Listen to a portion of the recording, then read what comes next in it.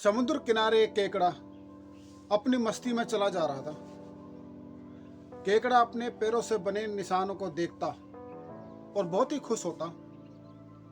फिर आगे बढ़ जाता, फिर पीछे मुड़कर देखता, अपने पैरों से बने सुंदर डिजाइनों को देखता और भी खुश होता।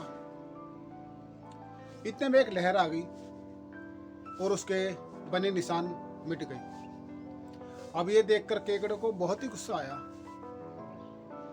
उसने लहर से कहा, हे लहर, तूने मेरे बनाए हुए डिजाइन क्यों मिटा दिया, जबकि ये बहुत सुंदर लग रहे थे और मैं इनको देखकर बहुत ही खुश हो रहा था। तुझसे मेरी खुशी देखी नहीं गई, इसलिए तूने मेरे निशान मिटा दिए। मैं तो तुझे अपना दोस्त समझता था, लेकिन तू तो मेरी दुश्मन निकली।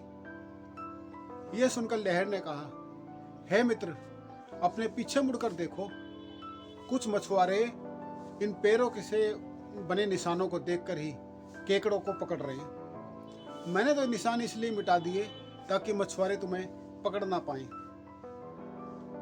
अब यह सुनकर केकड़े को अपनी कही बातों पर बहुत ही पछतावा हुआ।